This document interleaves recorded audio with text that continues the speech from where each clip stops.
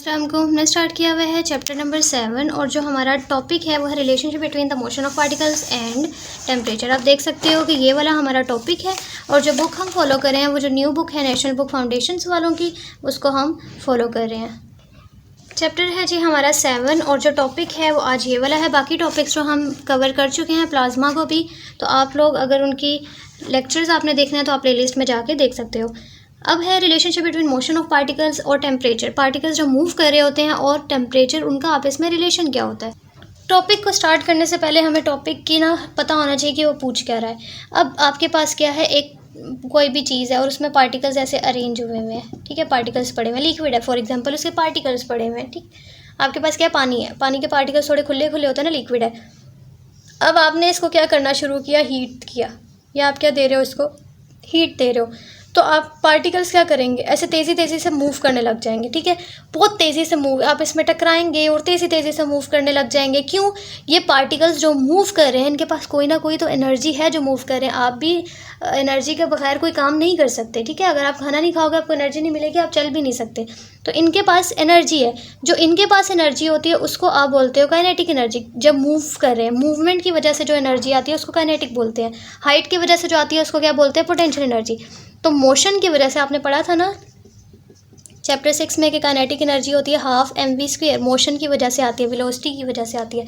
ये आप मूव कर रहे हैं, इनके पास कौन सी एनर्जी, काइनेटिक एनर्जी। तो जब आप टेम्परेचर को जब आप इसको टेम्परेचर देते हो, किसी भी लिक्विड को या किसी भी चीज़ को आप टेम्परेचर देते हो, तो उसके अंदर जो पार्टिकल्स होते हैं वो तेज़ी तेज़ी से मूव करने लग जाते हैं। मतलब उनकी काइनेटिक एनर्जी क्या हो रही है, बढ़ रही है।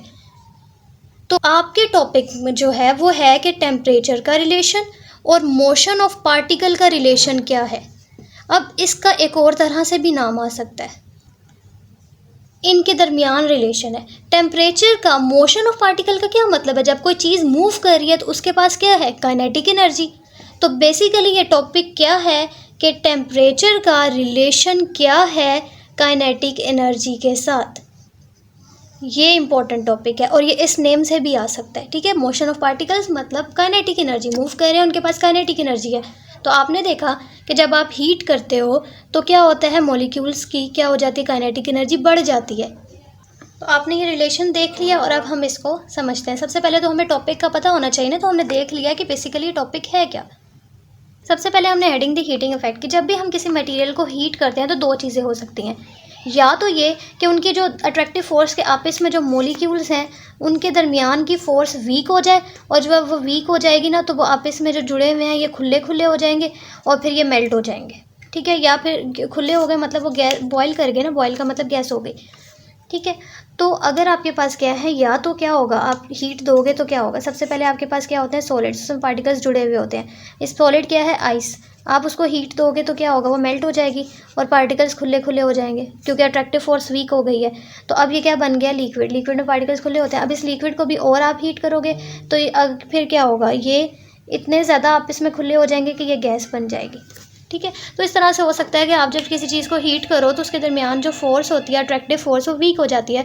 तो या मटेरियल पार्टिकल्स जो है मेल्ट कर जाएंगे या बॉयल कर जाएंगे, ठीक है। या ये हो सकता है कि पार्टिकल्स की स्पीड बढ़ जाए और उनकी काइनेटिक एनर्जी बढ़ जाए, ठीक है। अभी मैंने आपको समझाया ना कि पार्टिकल्स या तो इतनी तेज़ी तेज़ी से मूव करने लग जाते हैं कि उनकी स्पीड बढ़ जाती है। स्पीड का क्या मतलब है कि काइनेटिक एनर्जी बढ़ गई है, ठीक है। अब देखो उन्होंने नाम भी नीचे चेंज कर दिया। अभी वो नेम चेंज कर सकते थे कि relationship, what is the relationship between temperature and kinetic energy. आपको समझ नहीं आता कि टॉपिक कौन सा करना है, ठीक है। तो मोशन ऑफ पार्टिकल्स का क्या मतलब है, काइनेटिक एनर्जी। तो अब उन्होंने नाम भी देखो चेंज कर लिया कि टेम्परेचर काइनेटिक एनर्जी का रिलेशन क्या है बेसिकली।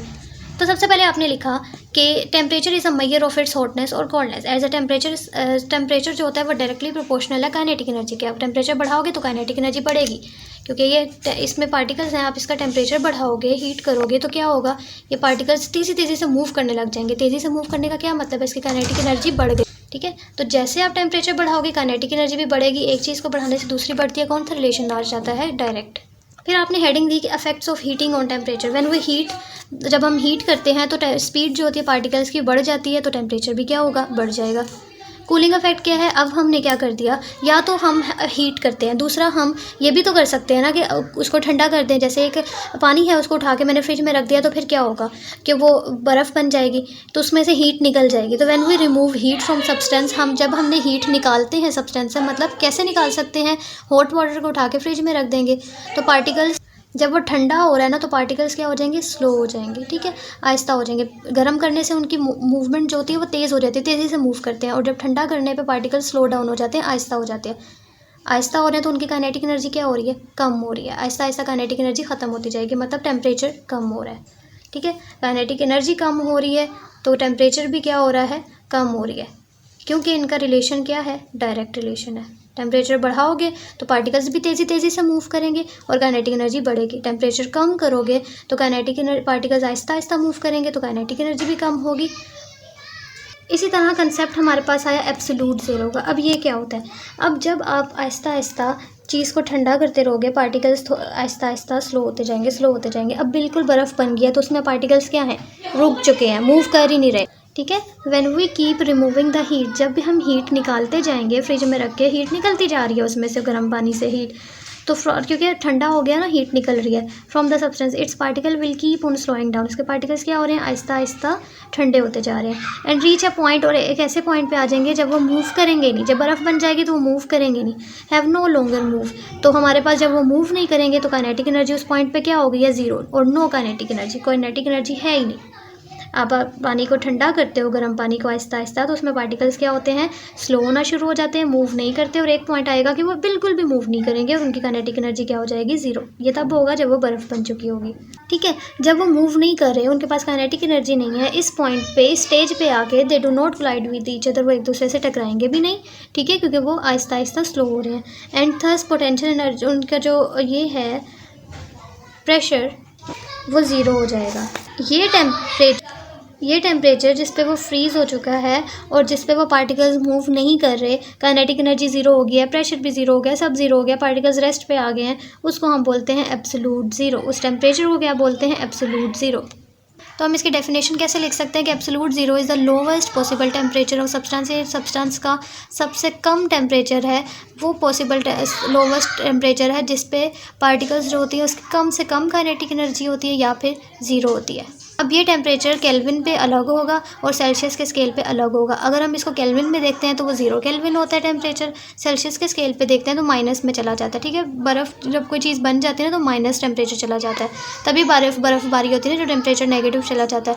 तो सेल्सियस में देखते हैं तो -273.15, और अगर हम केल्विन में देखते हैं तो वो 0 केल्विन होता है। फिर इसका ये जो बुक पे ग्राफ बना हुआ है ये आपके पास है केल्विन के लिए, और ये है आपके पास उसके लिए सेल्सियस के लिए। देखो माइनस पे जा रहा है, इधर पॉजिटिव होता है और इधर क्या होती है, माइनस। अब इसको समझते हैं। सबसे पहले हमने क्या कहा कि जब हमारे पास ये कोई भी चीज़ है और हम इसको हीट करते हैं तो पार्टिकल्स क्या करते हैं, एक दूसरे से टकराने लग जाते हैं तो तेज़ी से मूव करने लग जाते हैं। तेज़ी से मूव कर रहे हैं तो उनकी काइनेटिक एनर्जी क्या हो रही है, बढ़ रही है, ठीक है। अब हम टेम्परेचर को जब हमने देखा कि टेम्परेचर का डायरेक्ट रिलेशन है काइनेटिक एनर्जी के साथ।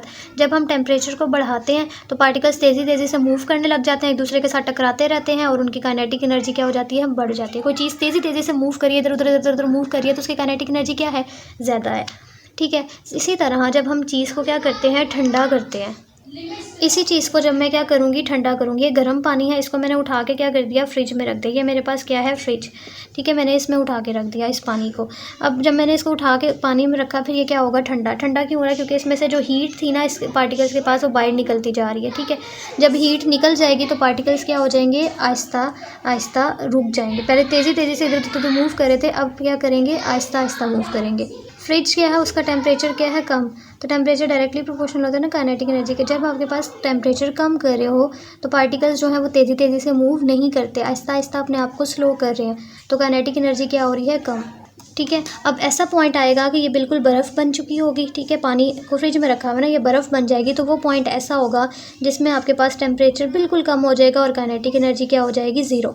उस टेम्परेचर पे जिस पे बिल्कुल काइनेटिक एनर्जी 0, काइनेटिक एनर्जी का 0 क्या मतलब है कि पार्टिकल्स बिल्कुल ये रेस्ट पे आ गया। अब ये हिलेगा नहीं अपनी जगह से, ठीक है, मूव नहीं करेगा। काइनेटिक एनर्जी मूव करता है तो काइनेटिक एनर्जी होती है, मूव नहीं करेगा तो काइनेटिक एनर्जी नहीं है। तो बर्फ़ के पार्टिकल्स मूव नहीं करते, टेम्परेचर नहीं है उनके पास, तो हमारे पास क्या हो गया, काइनेटिक एनर्जी 0 होगी। उस टेम्परेचर को आप क्या बोलते हो, एब्सोल्यूट ज़ीरो, जिसमें काइनेटिक एनर्जी क्या हो जाती है, 0 हो जाती है या कम हो जाती है, पार्टिकल्स मूव नहीं करते। तो I hope you understand this lecture. Thank you so much for watching. अल्लाह हाफिज़।